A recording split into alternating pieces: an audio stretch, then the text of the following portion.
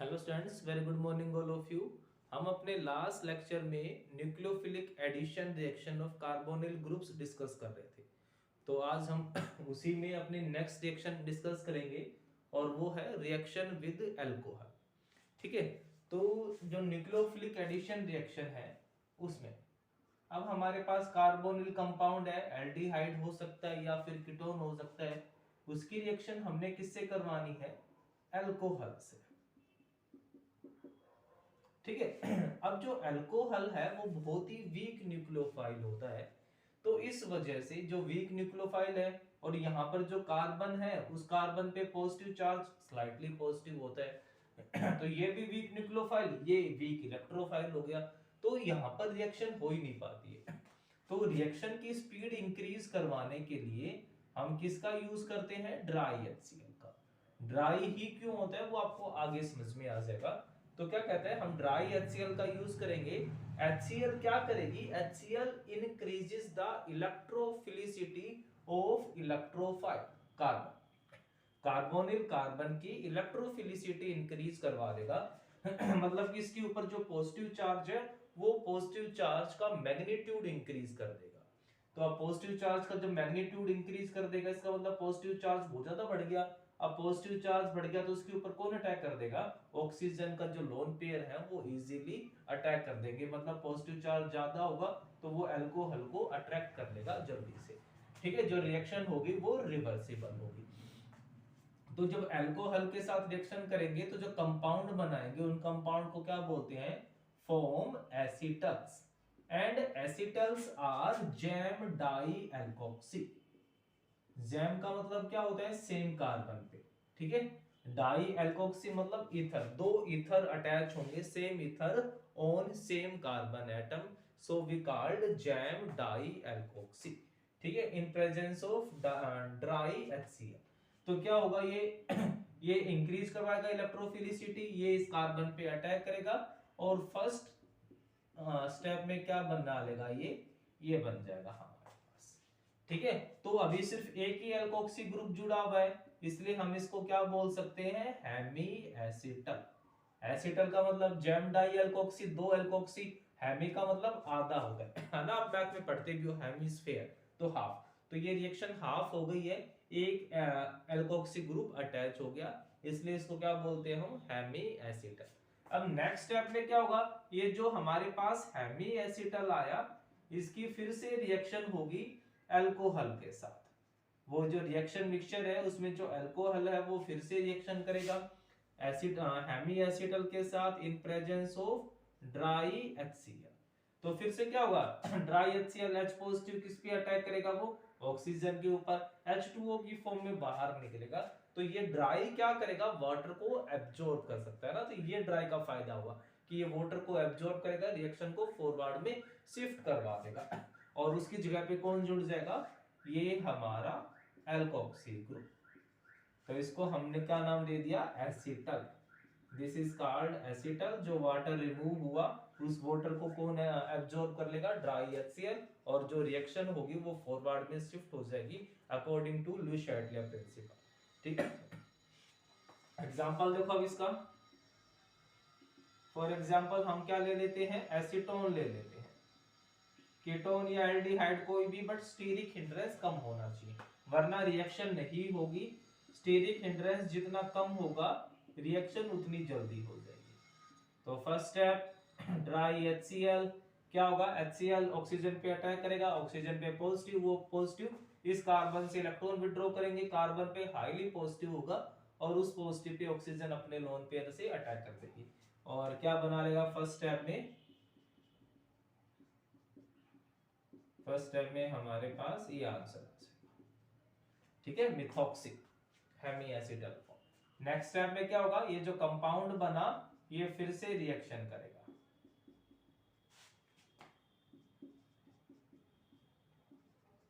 फिर से रिएक्शन होगी अल्कोहल के साथ इन presence of dry HCl।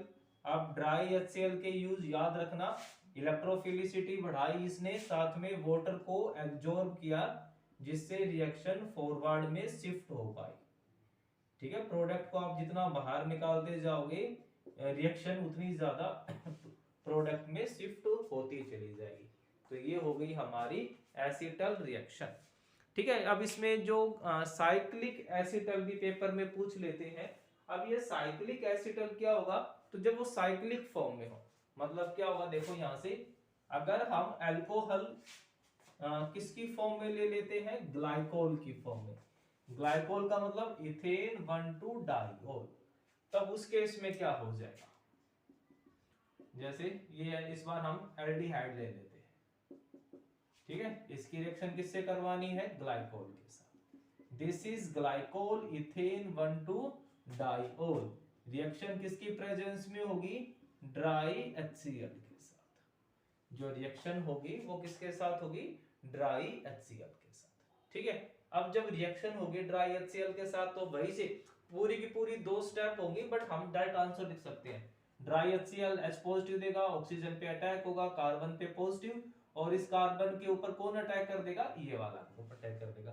First step फिर से वही हो जाएगी, फिर से सेकंड स्टेप, और सेकंड स्टेप में कौन अटैक कर देगा, ये दूसरा।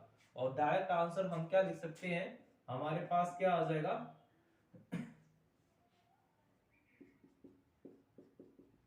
हमारा जो आंसर होगा वो ये आ जाएगा।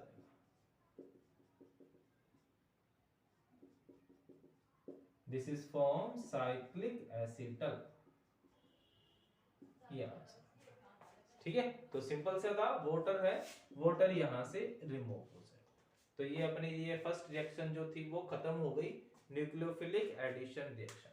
सेकंड आती है हमारे पास nucleophilic addition reaction with loss of water, या फिर ये कह सकते हो acidic catalysed nucleophilic addition reaction. Nucleophilic addition reaction ही होंगी, बट वो क्या होंगी, एसिड कैटालाइज होंगी, एसिड की ही प्रेजेंस में होंगी, अदरवाइज वो रिएक्शन हो ही नहीं पाएगी। Acid catalysed nucleophilic addition reaction second आती है हमारे पास। Acid catalysed nucleophilic addition reaction, acid catalysed nucleophilic addition reaction. अब इस केस में क्या होगा, एसिड कैटालाइज मतलब यहां पर जो सारी रिएक्शन होंगी वो किसकी प्रेजेंस में होंगी, एसिड की प्रेजेंस में, एसिड कैटालाइज। तो अब हम इसमें हम किसकी रिएक्शन करवाते हैं, अमोनिया डेरिवेटिव्स की। ठीक है, जितने भी रिएक्शन होंगी इसमें जो रिएक्शन करेगा वो कौन होगा, अमोनिया डेरिवेटिव। अमोनिया डेरिवेटिव मतलब हमने एक, जैसे अमोनिया होता है, उस अमोनिया का हमने एक H हटाया और उसकी जगह पे क्या लिया है, Z। Z कोई भी ग्रुप हो सकता है, तो क्या बना लेगा ये NH2Z। तो this is called ammonia derivative.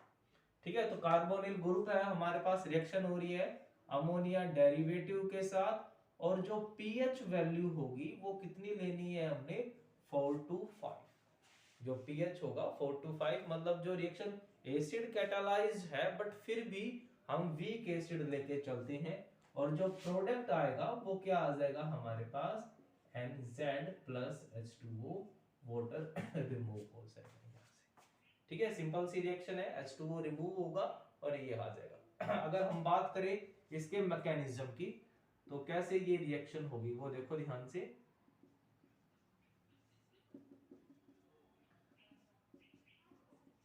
अब रिएक्शन क्या है, एसिड कैटालाइज है, फिर से वही बात, वीक न्यूक्लियोफाइल, ये वीक इलेक्ट्रोफाइल, एसिड क्या करेगा, इसकी इलेक्ट्रोफिलिसिटी बढ़ा देगा। ठीक है, हमने वीक एसिड का यूज किया हुआ है, अटैक होगा, क्या बना लेगा।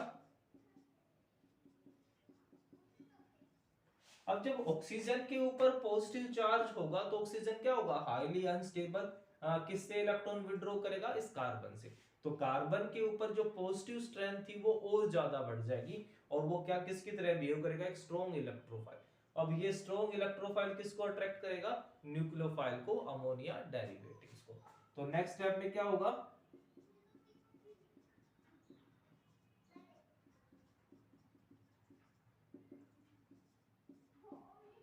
अटैक करेगा, तुरंत क्या हो जाएंगे ये बॉन्ड शिफ्ट। तो अगर ये एसिड नहीं होता तो कार्बन पे कार्बन की जो इलेक्ट्रोफिलिसिटी है वो इतनी ज्यादा नहीं बढ़ती कि अमोनिया उसकी तरफ अट्रैक्ट हो पाता। और क्या बन जाएगा यहां से,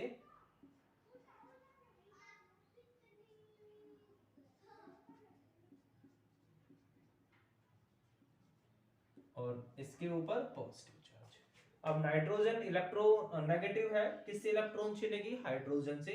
वो जो H पॉजिटिव रिएक्शन मिक्सचर में आएगा वो H पॉजिटिव किसके ऊपर अटैक कर देगा, इस ऑक्सीजन के ऊपर। मतलब आप क्या कह सकते हो, रीअरेंजमेंट ऑफ H पॉजिटिव। एक ही स्टेप में लिख रहा हूं ये, ठीक है, rearrangement of H positive. H positive यहां से निकलेगा और वो किसके ऊपर अटैक कर देगा, ऑक्सीजन के ऊपर, और क्या बना लेगा, OH2 पॉजिटिव NHZ। क्लियर है। अब ऑक्सीजन के ऊपर पॉजिटिव पॉसिबल नहीं है, हाईली इलेक्ट्रोनेगेटिव है, तुरंत किसकी फॉर्म में बाहर जाएगा, वो H2O। जैसे ही ये बाहर निकलेगा कार्बन पे पॉजिटिव, और ये नाइट्रोजन अपने इलेक्ट्रॉन पेयर किसको दे देगी, इसको दे देगी, और क्या बना लेगा यहां से, नाइट्रोजन के ऊपर पॉजिटिव चार्ज, है ना, क्योंकि नाइट्रोजन ने अपने इलेक्ट्रॉन इसको दे दिए। अब नाइट्रोजन किससे इलेक्ट्रॉन विड्रॉ करेगा, हाइड्रोजन से, इससे इलेक्ट्रॉन छीनेगा, यहां से क्या निकल जाएगा, H पॉजिटिव आयन बाहर हो जाएगा, और क्या बन गया ये, NZ। ठीक है, तो जो प्रोडक्ट हमारा ऊपर आया था वही हमने बना दिया। ठीक है, तो सिंपल सा मैकेनिज्म है, बिल्कुल इजी सा। अब बात ये आती है, बात करें कंसेप्चुअल क्वेश्चन की, कि जो रिएक्शन है वो एसिड कैटालाइज है, तो फिर जो पीएच की वैल्यू है वो इतनी ज्यादा क्यों है, 4 to 5, मतलब वीक एसिडिक मीडियम क्यों है, स्ट्रॉन्ग एसिडिक मीडियम में ये रिएक्शन क्यों नहीं होती है ना। भी ये बात उठती है कि रिएक्शन जब एसिडिक मीडियम में है, कैटालिस्ट खुद एसिड है, तो फिर कैटालिस्ट ज्यादा क्यों नहीं है, वो वीक एसिडिक मीडियम में क्यों होती है। तो इंपॉर्टेंट क्वेश्चन है एग्जाम पॉइंट ऑफ व्यू से, तो यहां से आ सकता है, तो आप इसको नोट करके लिख सकते हो, this is acid catalysed reaction, this is acid catalysed reaction though it occurs in weak acidic medium,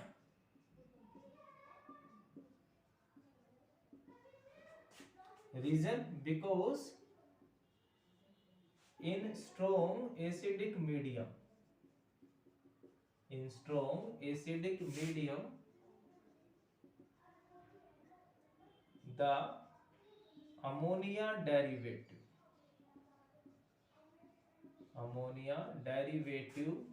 may be protonated,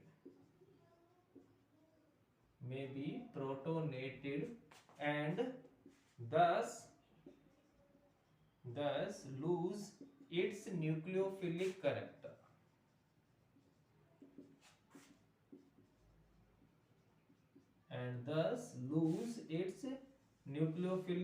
और क्या कर देगा वो, जो उसके न्यूक्लियोफिलिक कैरेक्टर है वो लॉस हो जाएंगे।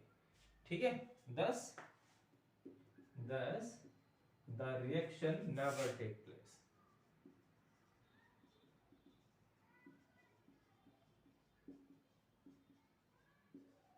और क्या होगा, जो रिएक्शन है वो कभी हो ही नहीं पाएगी, है ना। बात आई समझ में, जो रिएक्शन होगी वो कभी भी होगी नहीं। मतलब क्या कहना चाह रहे हैं, NH2Z है ये, ठीक है। अगर मीडियम बहुत ज्यादा स्ट्रॉन्ग हुआ, एसिडिक हुआ मीडियम, तो ये बेसिक है, क्या बना लेगा, ये अमोनियम साल्ट बना लेगा, फॉर्म अमोनियम आयन। अब जब अमोनियम आयन बन गया, तो ये अमोनियम आयन अब ये न्यूक्लियोफाइल की तरह बिहेव करेगा, लोन पेयर तो है ही नहीं, तो ये अपने न्यूक्लियोफिलिक कैरेक्टर लॉस कर चुका होगा और कोई रिएक्शन नहीं हो पाएगी। तो इसलिए कह रहा है कि हम कभी भी स्ट्रॉन्ग एसिडिक मीडियम नहीं लेंगे। ठीक है, तो ये इसका मेन मैकेनिज्म होगा कि रिएक्शन किस तरीके से होंगी। अब इसके ऊपर जो एग्जांपल है वो हम अपने नेक्स्ट लेक्चर में डिस्कस करेंगे। Okay, thank you.